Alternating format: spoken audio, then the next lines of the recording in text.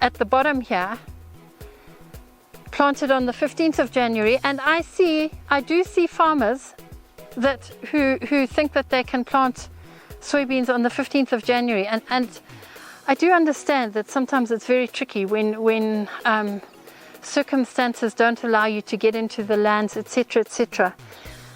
But when you look at a plant like this, it's actually almost impossible to count, because there's still so many little nodes here that want to produce pods, to produce flowers and pods.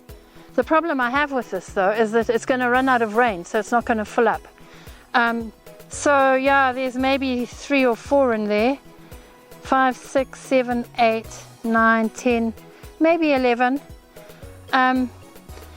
But you can see from the size of the pods, we've been lucky, it's the 10th of March and it's still raining. If our rain finishes in 10 days time, which is not unusual, how much yield are you going to get from this plant?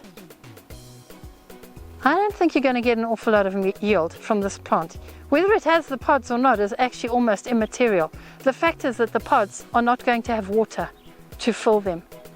So we always say that the planting window is from the 15th of November to the 15th of December, which will take care of those 3 plants.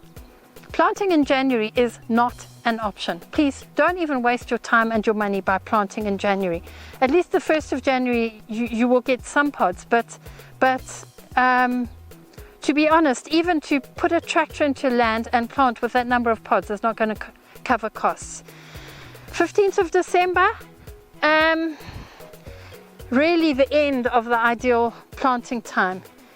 You can see that there are a fair number of pods, obviously mature because of the later planting date when compared to that one, but I've already proven to you that there's not as many pod bearing nodes. The other thing I wanted to say about soybeans is that, you know, the literature calls them photoperiod sensitive, but in Zambia they are definitely also heat sensitive. The hot root is, assuming we've got water, okay, the hot root is the quicker they grow, and therefore the more nodes you get.